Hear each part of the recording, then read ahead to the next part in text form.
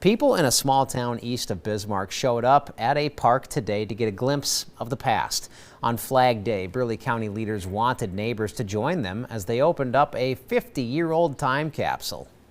There's a grassy field and a small lake just south of I-94. And then you drove by it growing up as a kid. This park was always here, so it was always something. It's just a beautiful place. Known as Sibley Park, this spot is more than just a quiet place in the shade. I'm a history buff besides, and so I went back and traced General Sibley's track from New Ulm all the way out here. Once the site of a Union soldier camp and a battle with natives. Contact was first made with hostiles north of Tappan. That site is now marked, but the park is also celebrating 50 years. I knew it was here, but I didn't know what year it was put there. I'm curious. The 30s Club made a profit during the 1970 Jubilee and decided to build a park in the Driscoll area.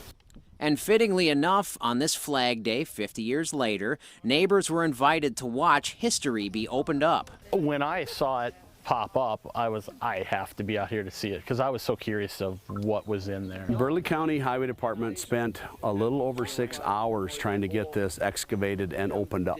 Being careful but focused, workers slowly opened the hard plastic container. Any idea what's in it? No, I have no idea. Workers from the State Historical Society slowly showed off the contents. Some pictures and business cards. Newspaper clippings, buttons, and small trinkets from families and shops around Driscoll. There was some things that definitely hit home. You just see it and you're just like, holy cow.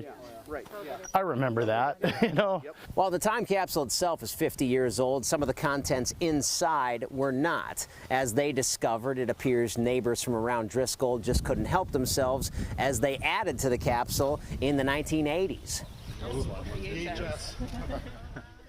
It's easier to preserve some of these things now compared to you had to put it in a box and bury it for 50 years. To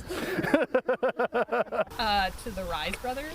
That meant much of the goods inside the capsule were wet and needing some more careful attention. But for neighbors, it was a few minutes to reflect on decades past.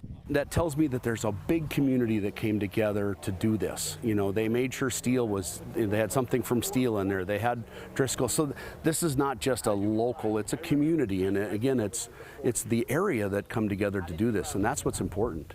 An important and fascinating look at the past, even if some of the families are no longer around to see it. State Historical Society workers are now taking the contents from the time capsule to preserve and digitize them. Neighbors will be able to see those on the department's website.